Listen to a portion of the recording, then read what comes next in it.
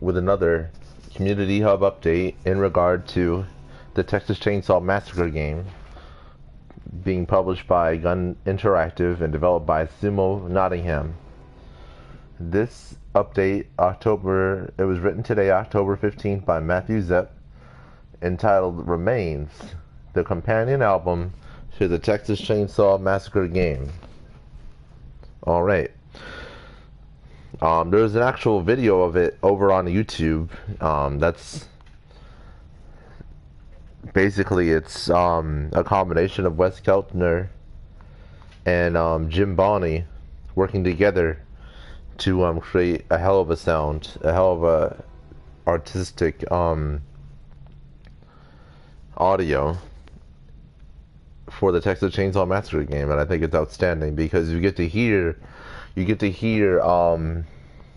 Jim Bonney's sound and also what Wes Keltner's been working on in regard to the apprehension engine, which is such a one hell of an instrument. It's one hell of an innovation, and I think it's gonna make one hell of a horror in this Texas Chainsaw game. The game is gonna sound like nothing you've ever heard before because it's being made by Wes Keltner on the apprehension engine, which is an instrument you don't really hear very often. It's so brand new. Very few people have them, and when you play this game, you're gonna hear things you've never heard before. You're gonna hear an instrument that is out there, that is in a few a couple of movies, and an album that I know of. You're gonna hear things you've never heard before. It's not gonna sound anything like this. It's gonna be on a whole nother level of innovation and horror, which is the true foundation for what the Texas Chainsaw game is. You know what I mean? It's authenticity, it's horror, and it's nitty gritty. You know what I mean? It's gonna be something absolutely outstanding, and that's what this article is about. So let me get started with that. This week, we revealed the main theme from the Texas Chainsaw Massacre. Now, we are proud to present a one-of-a-kind creative project, Remains, the companion album to the Texas Chainsaw Massacre game by Wes Keltner and Jim Bonney. Back when Kim Henkel penned the original Texas Chainsaw, the world was changing, adjusting, and evolving. This turbulence, as some of the far reaches and quiet corners of the country experience their own unique growing pains, became part of the thematic foundation of the original screenplay. This is a quote by Wes Keltner, CEO, Audio and Art Director of Gun Interactive. This album is a direct reflection of what Kim Henkel wrote, influenced by the events that led up to the moment and why the Slaughter family did the things they did, and it's about that town that they grew up in and around. For generations, what that town did was process meat from cattle to pigs, entire slaughterhouses, really. And just like Kim Henkel's commentary on modernity overall, from automation to gas price and supply issues, he applied that to his small town. The modernization of the slaughterhouse caused the shortage of work, causing the town to dry up. The chief moneymaker in that town gone, and so some of them moved away and some of them remained. So it was latching onto that story, as that's actually the kickoff. The spark that led to this was that town failing or falling. This is a quote by Jim Bonney, the composer. Wes called and asked if I would be interested in writing music about what happened before the original Texas Chainsaw Massacre movie. The story of a town before their only source of income dried up. The story of a family before they were left behind by friends or co-workers with no job prospects, alone on their family homestead to fend for themselves. The best they knew how. My mom is from a tiny town in the Rust Belt of central Ohio that suffered a similar fate, and while my relatives fared a whole lot better than the family in this story, how could I turn down an opportunity like that? Inspired, Keltner and Bonney sought to create an audio tale that took that shift into the abstract of sound, track over track. Remains tells a story creatively of a moved force by modernization into a place much darker and desperate. The famous phrase, "Who will survive and what will be left of them?" doesn't just apply to the victims in this sense, as the family has also been forced to survive in their own right, losing some of their prior selves in the process. Another quote by Jim Boney, the composer, states, "The overall goal was to create music that was inherently evil, but not cartoonish, heavy without lacking sensitivity, slow and menacing but never without soul. I really enjoyed collaborating with Wes. He offered me a clear, driven direction, and throughout the process he pushed me to create better music, but he also left space for me to experiment and leave my own mark within the music. The challenge was always to create memorable hooks and riffs, while keeping the music really simple and minimal. It was always about mood and vibe, never about cleverness or virtuosity." And here's a quote by Wes Keltner again, CEO, audio and art director at Gun Interactive. So, if track one is basically the beginning of the story, everyone getting their pink slip at the slaughterhouse, the town hall meetings, the flyers where people are looking for work, it's that moment progressing toward the maddening of that situation.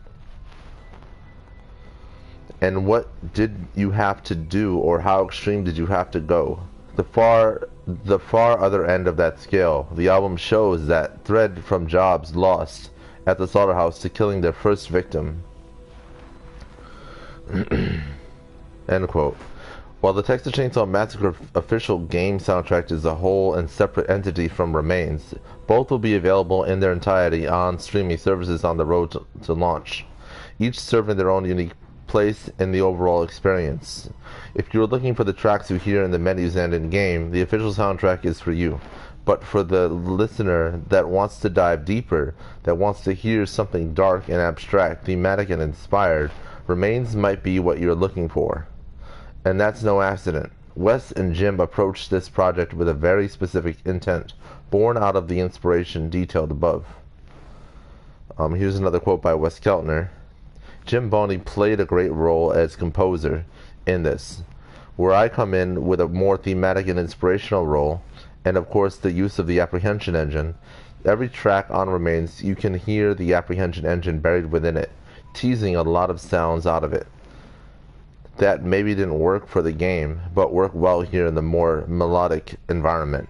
You'll hear a lot more percussive use of the engine that you didn't necessarily hear in the game soundtrack.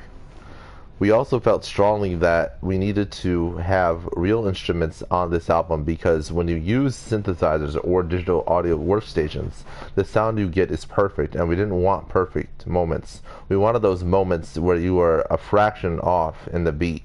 That humanization of music, to me, sounds more natural than the absolute perfection that you get through something that's more synthesized. Jim and I both wanted that feeling of human people behind this sound." End quote. And here's another quote by Jim Boney. "The whole process started when Wes sent me elements he generated from the apprehension engine.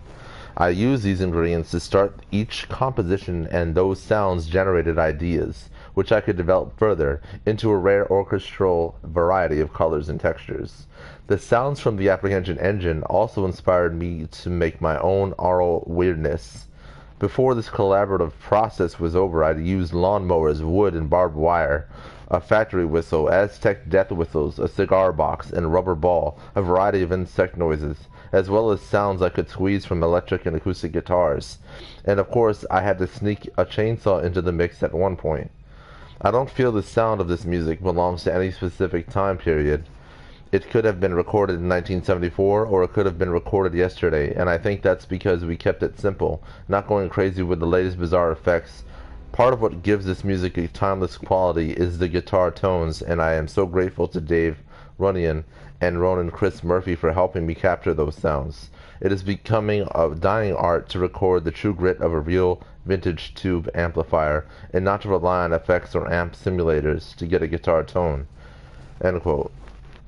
A sonic tale told across 10 tracks about a time of change, the resistance to the future, and the lengths you might go to in order to desperately hold on to life as you know it. Enjoy the first track, Bitter, from the companion album to the Texas Chainsaw Massacre game, Remains. I think that's outstanding. And I definitely want to go with that for sure, because you're creating a sound that is human. And what are we in this game, right? We're humans playing as other humans who are on the brink, right? I mean, the family isn't what they are because they, you know what I mean? They're a product of their environment, as we all are a product of our environment, right? And that's the true horror of it. This is a family. Yeah, it's deranged, of course. They're cannibals and all this, but why are they cannibals? Why are they like this? They're in a town where your main income is now gone. The slaughterhouses have gone from needing workers to with the hammer, right? They had the hammer. That's what they talked about in the movie. The hitchhiker in the van in the beginning of the first film. They talked about how the original style was to hit the cattle in the head with the hammer and to kill them that way. You just pound them with a hammer, pound them again, and that's that. Then they replaced it, and a lot of people lost their jobs because they didn't need so many workers anymore, because it was cheaper to use the air gun and just shoot them. And a lot of people lost their jobs, and if that was your legit family business, but you worked for a company that hired you, even if it was your family business, you're still vulnerable to what the company wants.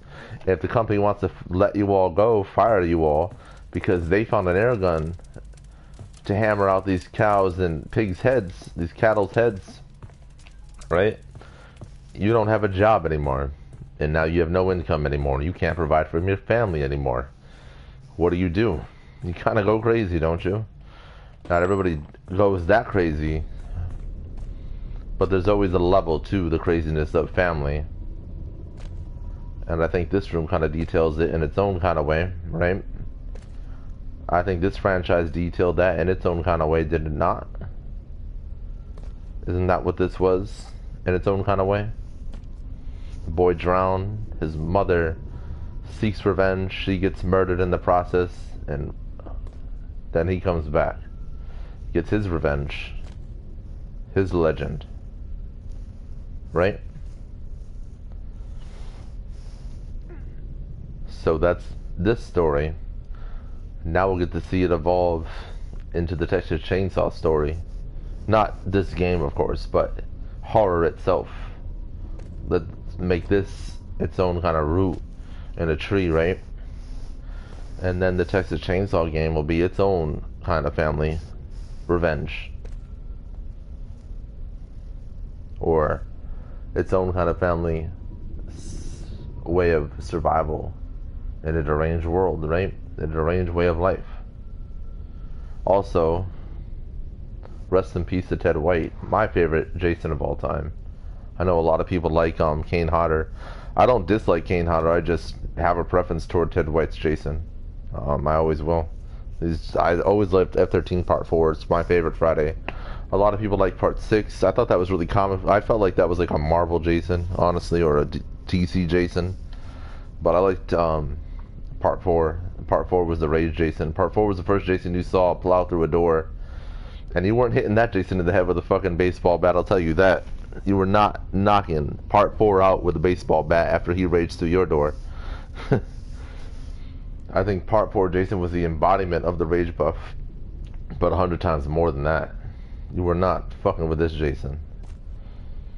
Now, the ending is a whole nother story, but that's, you know, that's what it is.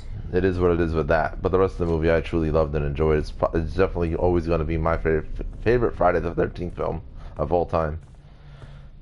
Until they make a better one now. But as an original, it'll always be my favorite. But anyways, I kind of got off track with that, but it's all good. It's all relative in its own kind of way. But yeah, I like that. I like the idea of it being like gritty. I like the idea because that's how the film was. That's how the first movie was. It's very gritty.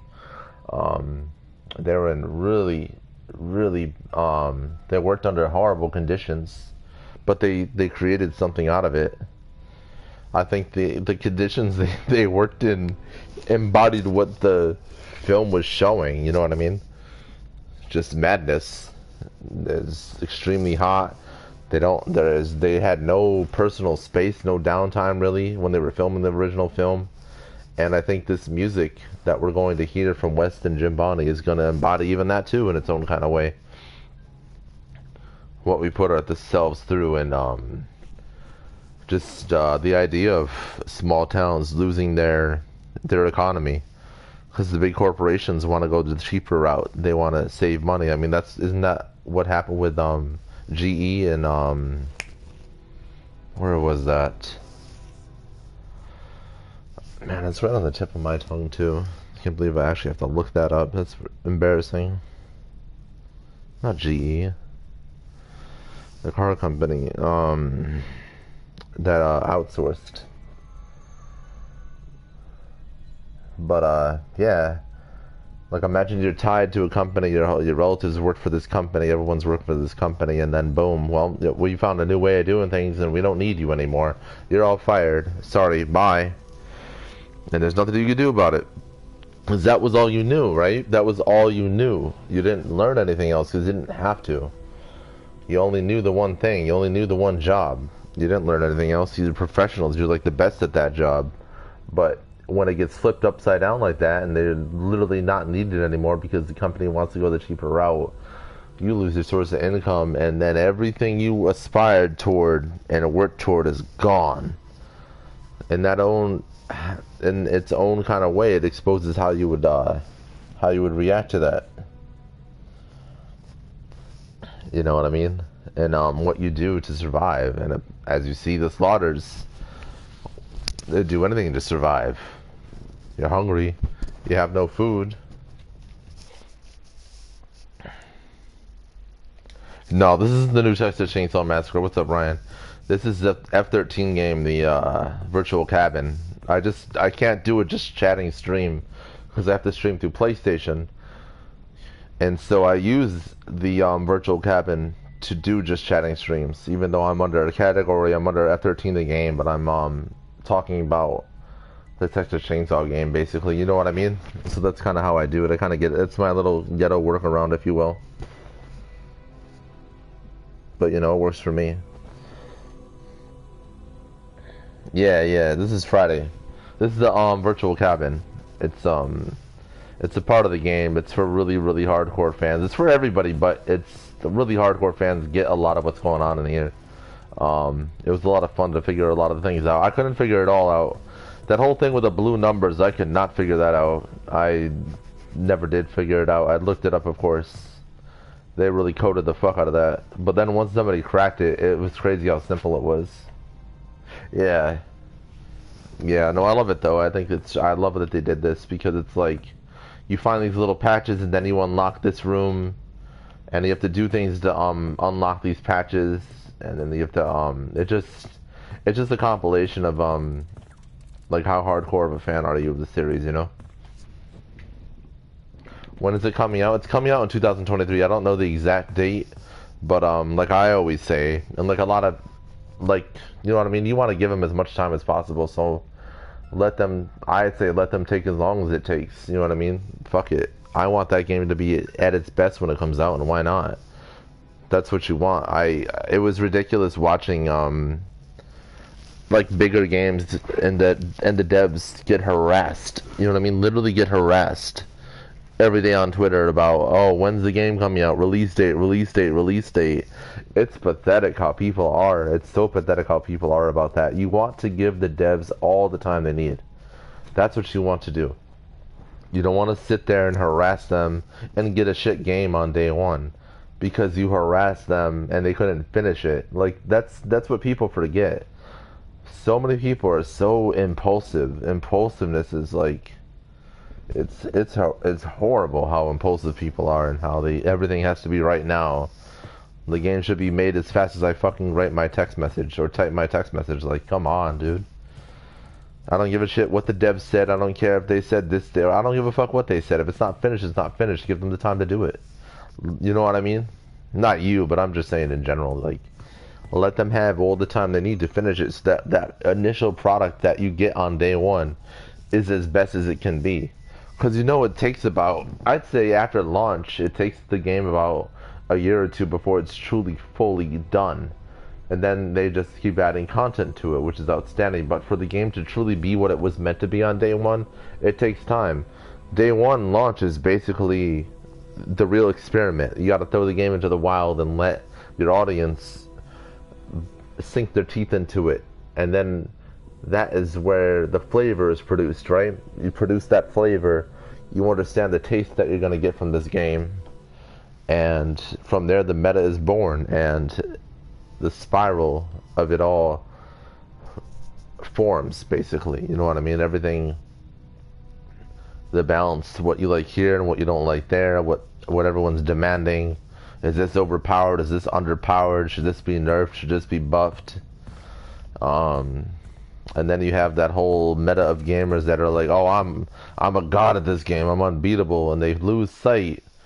That's the problem. That's where really, that's what I can't stand, is this idea that these people have this notion, this lack of self-esteem, where all they are in the game is a god, but in real life they're just whatever. You know what I mean? But they have the game to play. They lose sight of the horror experience that the game is portraying to everybody, you know. But at the same time, you still want to have fun with it, and you want to meet new people.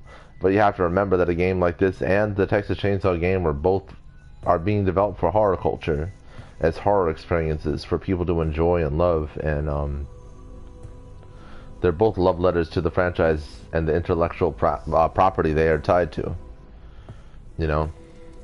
And that's what makes these games so outstanding, is that horror culture and everything, you know. And I can't wait to hear the sound that comes from this game. I can't wait to hear the apprehension engine in action in this game. I really can't, because when I watched the movie The Witch, I heard that apprehension engine in it. When I listened to that one, The Lovers by the Nine Inch Nails, you can hear the apprehension engine in that. You know what I mean? And it's just an outstanding sound. It's so unique. It's like nothing you've ever heard before, and I can't wait to hear it in an actual horror game. I've heard it in a horror movie. I've heard it in a Nine Inch Nails song, and now I want to hear it in the Texas Chainsaw game. I want to vibe with it, as they say. You know what I mean? I want to hear it come to life, if you will. And it will come to life, and it will be outstanding, and it's definitely something to look forward to. And like I always say when I do these streams based on the updates that they come out with in the community hub for the Texas Chainsaw game, this game that I am playing right now, this F-13 game, was step one. This was day one. This was the first step, and like I always say, it can only ever get better, and I know it'll always only get better, because Gun and Ophonics delivered an outstanding job with this game. Yeah, it has glitches, yeah, it has this or that, but it's an independent game. It's fine. It's part of what it is. AAA games have glitches. They have all manner of nonsense in them too. People don't play them on the hard difficulties, don't see it, you know what I mean? Play some games on the hardest difficulty, you'll see all manner of glitches and madness in that, I'm telling you. They're a little bit more cleaned up on easier modes, so a lot of people don't see them, but they're there. They're there even on the easier modes, but people don't call them out for it as much. I feel like people are always there to raise their hand and call it an indie dev over a glitch, but you see even worse glitches in AAA games too. You know what I mean? It's there on both sides. I just feel like people kind of scream a little bit louder when it's the indie dev because they feel like they're entitled to, which is kind of silly, but it is what it is. It's just the world we live in, unfortunately, right now.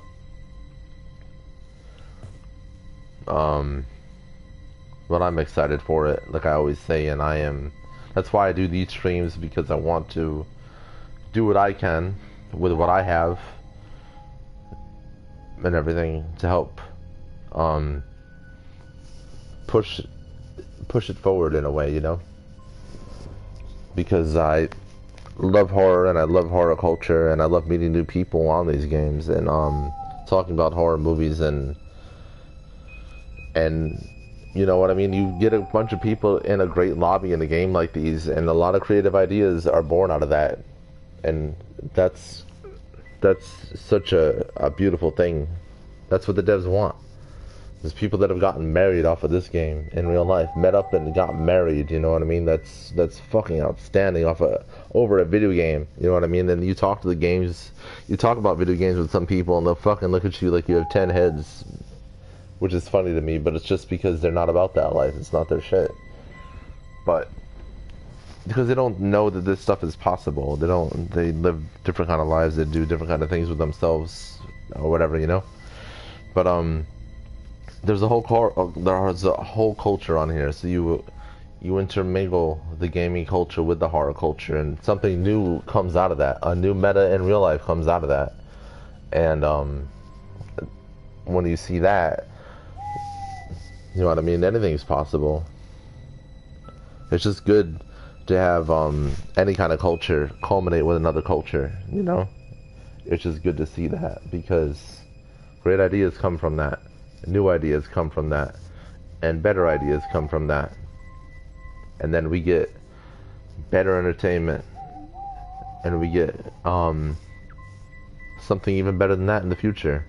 And that's something to always look forward to. And I've always loved horror, and that's what this is, and that's what it'll entail. And I can't wait to hear the horror of it. I can't wait to hear all of it play out, and see all of it play out, and truly enjoy the horror experience that the Texas Chainsaw Massacre game will entail. So until the next Community Hub update, I can't wait to see what they come out with next, or what they want to talk about next. And I can't wait to hear the albums. I listen to Tidal. I have a Spotify subscription. I have a Apple Music subscription, but I'm all about Tidal. I always see it get left out whenever they talk about streaming services. Everybody wants to talk about Spotify and Apple Music and whatever else is out, Pandora, whatever. I'm not really big on them. I'm just always been exclusive to Tidal. And yes, it's more expensive, but so is an iPhone. But you still buy it, don't you? I always found that funny. iPhones are expensive, but people still buy them. Jordans are expensive, but people still buy them, right? Whatever, it is what it is.